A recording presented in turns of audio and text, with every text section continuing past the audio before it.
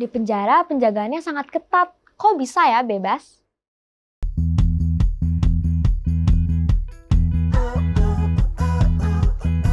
Jadi sekarang kita masuk pelajaran kelima dengan judul Kuasa, Ketekunan, dan Tujuan. Dan kita masih di triwulan pergi jauh.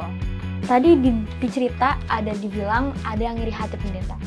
Kenapa para pemimpin agama di sini tuh pada iri hati? Dari cerita tadi, sebenarnya pada zaman itu apa sih masalah utama para rasul-rasul dan gimana sih Allah membantu dan menyelesaikan masalah pada rasul-rasul tersebut?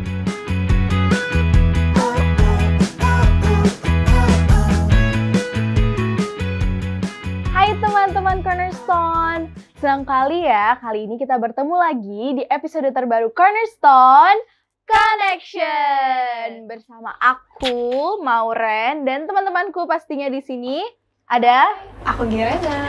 Hai, aku Janice. Udah lama ya teman-teman kita nggak ketemu. Bener. Di episode Cornerstone. Sekarang kita ketemu lagi. Yeay. Pasti teman-teman kangen kan sama kita? Kangen Iya. nggak ya?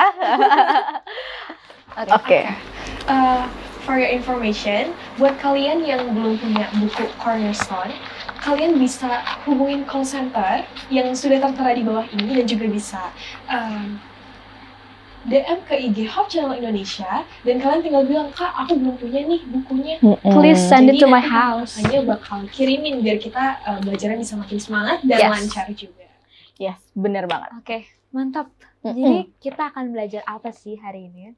Oke, jadi sekarang kita masuk pelajaran kelima dengan judul Kuasa, Ketekunan, dan Tujuan. Dan kita masih di triwulan pergi jauh.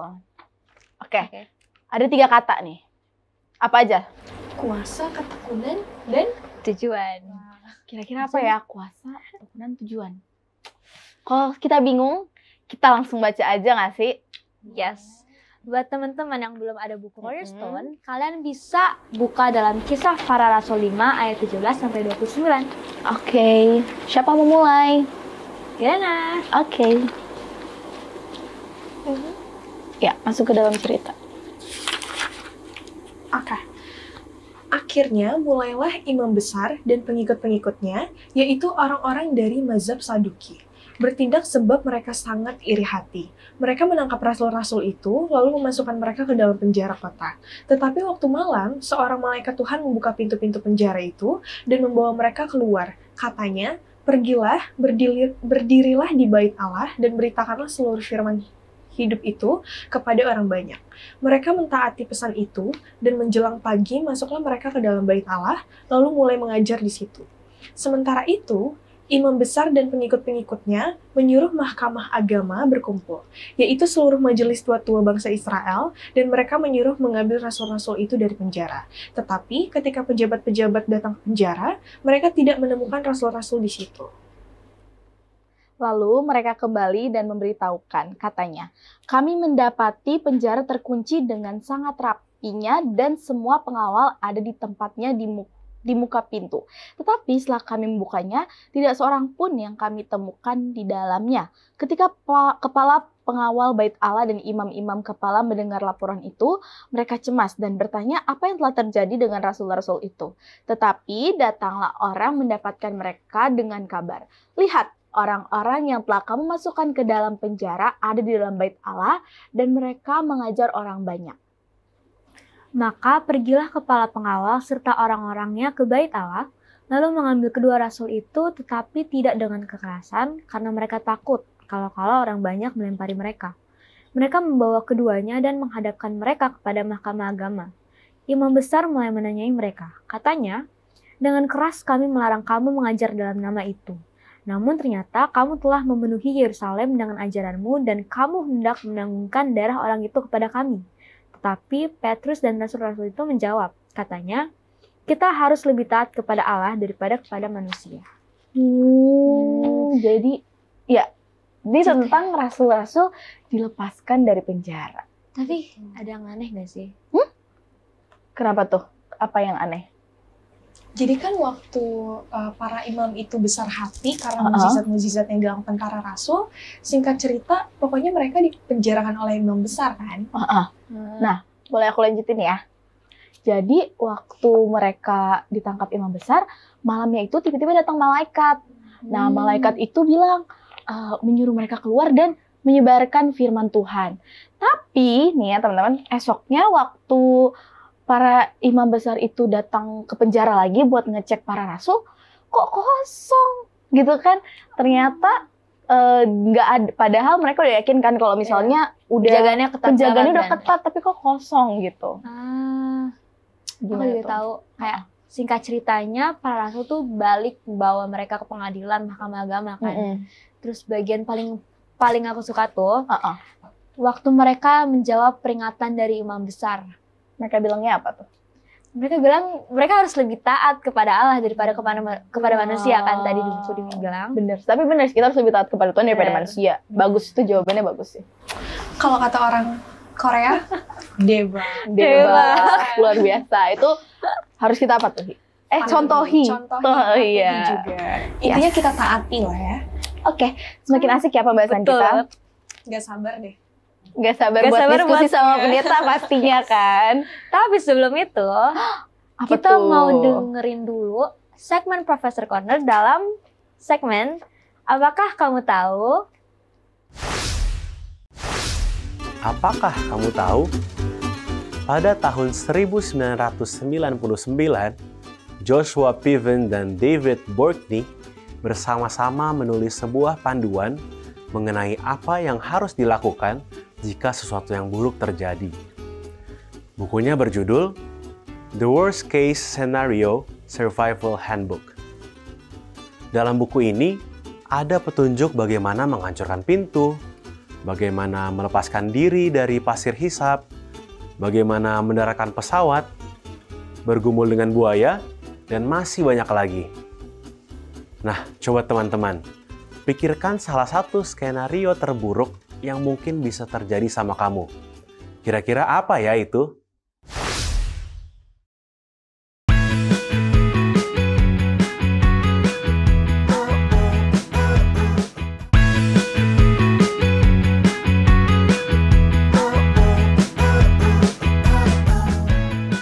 Kembali lagi di Cornerstone Connection. Program ini hadir untuk membimbing kamu mempelajari Alkitab lebih dalam lagi. Dan di segmen ini sudah hadir bersama kita one and only Pendeta Benny. Selamat. Apa kabar Pendeta? Sehat-sehat Pendeta? Puji Tuhan. Oke Pendeta, tadi kan kita udah baca nih pelajaran yang kelima dengan judul Kuasa, Ketekunan, dan Tujuan. Sebelum kita masuk, pertanyaan-pertanyaannya, aku mau baca dulu di ayat intinya yang terdapat dalam Matius 5 ayat 11.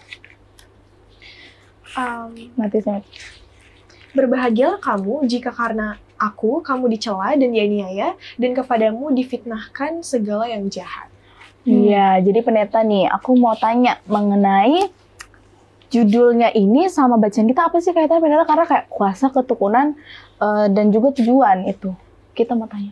Iya, pelajaran kita kan lanjut daripada yang kemarin, ya, bahwa ini ada satu sekarang orang yang merasa bahwa, oh, itu kenapa murid-murid Yesusnya udah nggak ada dan sebagainya, kok mereka tambah, kalau bahasa sekarang tambah nekat gitu ya. Tambah nekat, tambah pergi mereka kemana-mana, dan mereka tidak takut apa semuanya. Bahkan mereka pun sampai di dalam penjara sekalipun masih merasakan bahwa, oh nggak ada apa-apa kok semuanya gitu ya. Mereka lupa bahwa apa yang mereka sudah tahu sebenarnya, sebagai mereka tahu akan kuasa yang keluar daripada murid-murid itu adalah berdasarkan kuasa yang Yesus berikan kepada mereka. Tapi mereka kan mengeraskan hati. Ya, mereka lebih cenderung kepada para imam-imam pada waktu itu dan orang-orang banyak lainnya, lebih pada ini ngapain sih ya? Ini orang baru, kemudian udah pemimpinnya udah nggak ada, kok pengikutnya masih terus-menerus saja memberitakan bahwa apa yang kami percayai selama ini adalah salah, apa yang kami percaya selama ini adalah tidak tepat, sehingga sekarang kasih tahu bahwa ada orang yang bahkan bangkit dari kematian untuk keselamatan manusia. Jadi pergerakan-pergerakan itu yang menjadikan orang merasa bahwa apa sih maunya gitu ya. Sementara di pihak daripada murid-murid merasa bahwa sekarang kami tahu kok siapa yang kami bela, siapa yang kami percayai. Sekarang kami tahu kok apa tujuan kami, apa maksud kami, kenapa kami jadi murid-muridnya. Jadi mereka tambah berani untuk memberitakan bahwa keselamatan itu diberikan oleh Yesus bagi semua orang yang mau untuk datang kepadanya. Oh, jadi ketekunan. Karena kan walaupun Yesus sudah bangkit, tetap tekun mereka mengabarkan kabar. Terima kasih pendeta. Nah, tadi di cerita ada dibilang ada yang iri hati pendeta. Kenapa para pemimpin agama di sini tuh pada iri hati? Iya, mereka kan merasa bahwa pengikut mereka ini satu sudah banyak yang mengikut kepada ajaran Yesus. Di balik itu semua, mereka juga rasa bahwa kami sekarang kalau itu gimana dong ya kehidupan kami.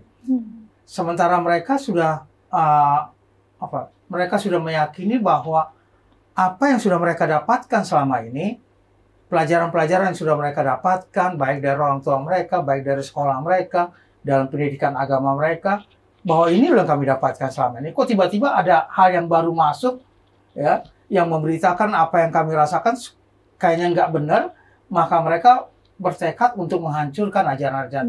Mereka lupa bahwa apa yang mereka pelajari selama ini sebenarnya itu kan menandakan bahwa akan muncul nanti, ya, akan muncul nanti seorang penyelamat dan lain sebagainya. Mereka tidak mempelajari nubuatan itu dengan baik. Mereka rasa bahwa apa yang mereka dapatkan sekarang ini adalah itulah keyakinan mereka yang harus mereka pertahankan apapun taruhannya. Jadi akhirnya pada waktu datang ajaran baru, mereka rasa ini kenapa jadi sana lebih banyak ya? Sementara kita tambah kurang sedikit. Mereka tambah semangat, sementara kami kok kayak ini. Jadi rasa iri hati itu akhirnya timbul dalam hati mereka. Jadi kayak kita kan dari dulu belajar ini kok jadi ramean sana, padahal pelajaran baru gitu kan. Pasti iri lah kayak gitu. Tadi kan dikatakan juga ya pendeta, kalau misalkan rasul-rasul itu lebih taat kepada Allah daripada kepada manusia. Dari ayat ini, apa sih perintah spesifik dari Allah? Iya, Allah kan memberikan kepada kita perintah yang seperti pada murid-murid, kamu kumpul loh, perjanjian yang lalu. Kumpul, nanti akan datang kuasa Roh Kudus, yang kita sering sebutkan dengan kecurahan Roh Kudus, dan pada waktu itu kamu akan pergi untuk memberitakan kepada banyak bangsa. Jadi tugas kita adalah untuk memberitakan kepada orang lain siapa Yesus sebenarnya. Murid-murid nggak takut ya, sampai penjara sekalipun mereka tidak takut. Pada waktu mereka pun dipanggil keluar dari penjara dalam keadaan yang lain sebagainya, mereka masih kasih tahu, enggak, lo Yesus itu sebenarnya ini, dia itu adalah Allah, dia itu adalah penyelamat kita, dia itu sudah melakukan banyak hal. Jadi spesifiknya adalah memberitakan siapa Tuhan yang selama ini kita percayai, pada siapa Tuhan yang selama ini kita sembah kepada orang lain. Seringkali kan kita takut ya, takut, malu atau apa namanya, ya, untuk memberitakan bahwa saya pengikut Tuhan loh. Ya, bisa jadi mungkin soal makanan, ya, bisa jadi mungkin soal berdoa waktu makan, ya, kalau di tempat umum kita takut berdoa, bisa jadi kita datang ke gereja takut bawa Alkitab, ya udahlah bawa apa semuanya, ya, dan lain sebagainya, bisa jadi hal yang menakutkan bagi kita. Tapi pelajaran kita kan bukan bahwa kita nggak perlu takut sebagaimana rasul-rasul, karena kita punya pekabaran yang memang Tuhan sendiri akan melindungi kita, Tuhan sendiri akan menjagai kita, Tuhan sendiri akan membebaskan yang menurut pikiran manusia tidak akan mungkin itu terjadi. Ya. Jadi bagaimana mereka sampai di penjara, bisa lepas tanpa ada rusak lain sebagainya dan lain sebagainya. Orang kan banyak takut sekarang ini ya. Banyak takut dalam kehidupan, takut apapun. Di dalam bacaan kita ada yang kasih tahu bagaimana kalau orang takut itu, kalau kamu takut udah dobrak aja pintu. Kalau kamu takut, pulang aja. Kalau kamu takut bikin begini dan lain sebagainya. Banyak orang yang takut. apalagi sudah mulai berhalusinasi, ya, berhalusinasi, wah dia ngomongin gue nih, wah dia ini Overthinking ya. Dia langsung takut dirinya bahwa nanti saya seperti ini. Jadi ketakutan itu padahal sebenarnya dia bisa datang, dia bisa kasih tahu, enggak, saya pengikut Tuhan kok. Ya. Saya boleh makan apa saja, tapi yang sehat itu kan yang ini lah. Ya. Jangan juga itu kan haram, enggak begitu juga. Kita kan bisa kasih tahu, boleh kok saya makan, tapi saya makan yang sehat. Ini jauh lebih sehat dibandingkan dengan yang lain. Walaupun nantinya mereka akan tahu, memang yang sehat yang mana. Gitu. Jadi banyak hal sebenarnya yang bisa kita lakukan tanpa kita perlu takut. Dan kebijaksanaan Tuhan akan berikan kepada kita pada waktu kita menyampaikan. Murid-murid juga begitu kan. Begitu mereka sampaikan kan, orang bilang, kok ini dulu orangnya nggak seperti ini. Ya. Bicaranya nggak segala, kalau saya bicaranya nggak sekeren ini gitu ya. Nggak sekeren. Kenapa sekarang mereka begitu? Karena Tuhan berikan kuasa bagi mereka untuk berbicara mengenai firman Tuhan, mengenai apa yang mereka ketahui, apa yang mereka sudah alami dalam kehidupan mereka. Jadi berani aja dulu. Kita nanti Tuhan bantu, benar banget. Kayak rasul-rasul tadi. Ya, nah pendeta, pertanyaan terakhir ini. Dari cerita tadi, sebenarnya pada zaman itu apa sih masalah utama para rasul-rasul? Dan gimana sih Allah membantu dan menyelesaikan masalah pada rasul-rasul tersebut? Masalah utama rasul-rasul tentunya mereka hanya batas dihalangi untuk mereka lebih banyak memberitakan siapa Tuhan. Tapi mereka kan tetap masuk ke Ka'bah, ke Bait Suci, memberitakan. Dan Tuhan menuntun mereka itu untuk kuasa yang jauh lebih, penjara sekalipun bisa lewat, apa semua pun bisa mereka lewati, karena Tuhan memberikan jalan keluar bagi kehidupan mereka. Terima kasih banyak Pendeta sudah menjawab pertanyaan-pertanyaan kami yang agak sedikit banyak ini. Iya. Juga semoga teman-teman di rumah bisa mengerti ya. Kalau ada pertanyaan personal dari teman-teman semua, bisa chat di kolom komentar YouTube Cornerstone. Yes, benar banget. Sekarang kita akan mengikuti tayangan dari teman-teman kita dalam segmen Apakah Pendapatmu?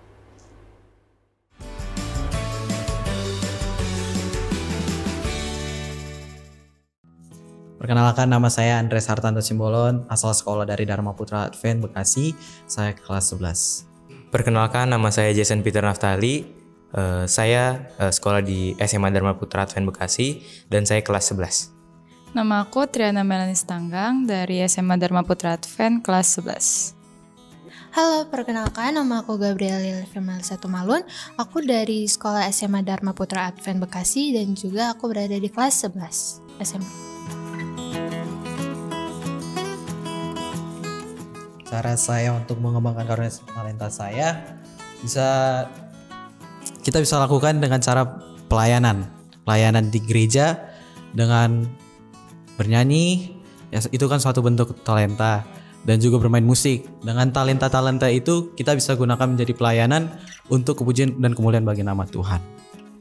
Caranya adalah dengan berlatih terus-menerus, dan juga selain berlatih kita juga harus tampil. Tampil itu bisa di mana saja, seperti di gereja atau di KKR dan sebagainya. Karena yang kita latih itu belum tentu, maksudnya kemampuan kita saat berlatih itu tidak akan sama dengan yang saat ditampilkan gitu. Jadi kita harus banyaklah tampil, karena kalau tampil hasil akan lebih baik dan itu dapat menjadi kepujian bagi nama Tuhan. Pertama sih dengan cara berlatih, kayak melatih talenta yang sudah diberikan Tuhan. Habis itu ikut dengan pelayanan di gereja. Jadi dengan itu talenta yang sudah diberikan Tuhan itu menjadi berkembang. Jadi nggak cuman diam aja, talentanya kayak nggak dikembangin gitu. Gitu sih, palingan ikut melayani aja. Menurut aku cara mengembangkan talenta itu salah satunya yang udah pasti praktis. Kita harus latihan, terus kita asah terus talenta yang sudah Tuhan kasih kepada kita. Dan juga kita selalu berdoa kepada Tuhan, minta pertolongan untuk selalu bareng-bareng sama kita kalau misalkan kita lagi praktis. Dan juga kita gunain talenta itu untuk kemuliaan Tuhan, bukan untuk menyombongkan diri. Karena dari kita kita melakukan itu untuk Tuhan, udah pasti Tuhan akan menambahkan lagi talentanya kepada kita gitu.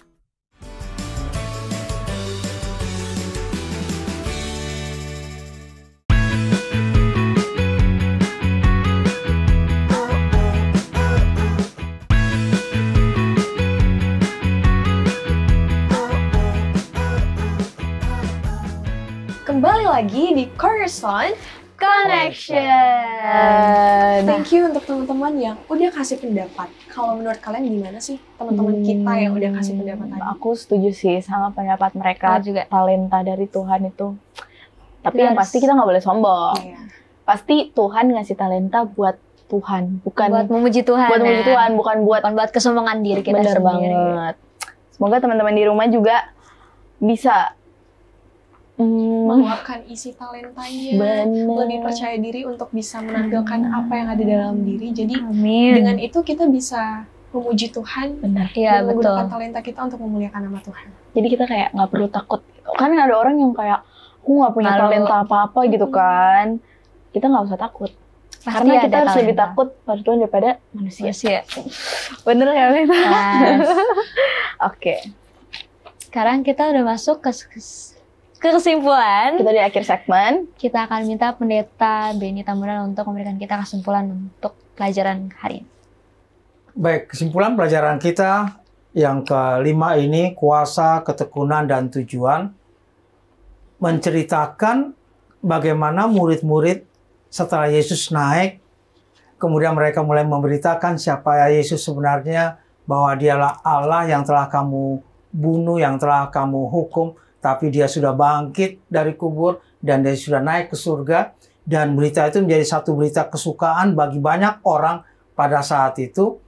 Mereka tidak kehilangan tujuan mereka tidak kehilangan apa yang mereka selama ini percayai, bahkan mereka dikuatkan. Walaupun ancaman ada, walaupun mereka sampai di penjara sekalipun, dan lain sebagainya, mereka tetap dengan berani karena ada kuasa yang diberikan kepada mereka oleh Allah. Mereka tetap berani untuk memberitakan siapa Tuhan sebenarnya yang mereka percayai. Kita pun demikian. Kita tidak perlu takut untuk memberitakan siapa Tuhan kita sebenarnya. Siapa Allah kita yang kita sembah, yang kita percayai, yang sudah menolong kita dari banyak sekali masalah, dari banyak sekali cobaan, yang sudah melepaskan kita dari sekian banyak hal-hal yang sulit untuk kita mengerti. Allah yang sama juga akan menuntun semua teman-teman kita yang belum mengenal Allah dengan baik. Tujuan kita adalah boleh menyelamatkan sebanyak-banyaknya orang untuk mengenal Tuhan, membawa mereka pada Tuhan, dan tentunya dengan kuasa daripada firman Tuhan, kuasa dari Tuhan yang Tuhan berikan kepada kita, maka Tuhan bisa menggunakan kita apapun talenta kita, apapun yang kita ingin lakukan, Allah akan memperkayanya dengan suatu kehidupan yang lebih layak untuk mengetahui siapa Allah sebenarnya dalam kehidupan kita dan juga pada teman-teman kita. Amin. Terima kasih Pendeta. Saat ini kita mau minta Pendeta untuk sama-sama mendoakan kita dari pelajaran ini. Dan juga teman-teman di rumah. Baik, kita berdoa. Allah, Tuhan, Bapa dan kami puji nama Tuhan karena kasih Tuhan yang berlaku bagi kami. Kami puji nama Tuhan karena kesempatan yang Tuhan berikan bagi kami untuk mempelajari akan pelajaran dari Cornerstone Connection yang memberikan kepada kami bahwa Allah mempunyai maksud dan tujuan bagi setiap orang untuk boleh menyelamatkan kami. Kiranya kami pun boleh memberitakan pada orang lain siapa Tuhan sebenarnya dalam kehidupan kami kepada sesama kami. Tuhan boleh memberkati semua orang-orang muda dimanapun mereka berada, dalam pendidikan mereka, dalam segala sesuatu yang mereka lakukan, juga dalam kehidupan sehari-hari. Memberkati dalam kehidupan rumah tangga, bersama-sama dengan orang tua mereka dimanapun mereka berada. Yang sakit, Tuhan berikan kesembuhan, yang dalam kesusahan dan berseru pada Tuhan. Tuhan kiranya boleh menjawab seru doa-doa mereka. Karena kami berdoa dalam nama anak Yesus Kristus, Tuhan dan Juru Selamat kami. Amin. Amin. Oke teman-teman, Alright friends. pelajaran kelima kita sudah selesai. Terima kasih kepada Pendeta Benny Tambunan yang Sama-sama. sudah Terima kasih. memberikan kami ilmu, menjadi narasumber kita. Juga kepada teman-teman yang sudah setia menyaksikan Cornerstone dari rumah. Yes, yang pastinya jangan pernah bosan untuk belajar firman Tuhan, karena dengan belajar firman kita akan menemukan pelajaran-pelajaran yang baru dan yang akan membuat kamu kagum dengan kuasa Tuhan. Wow. See you teman-teman Hub Channel yang selalu setia mencari dan belajar firman Tuhan melalui Cornerstone Connection.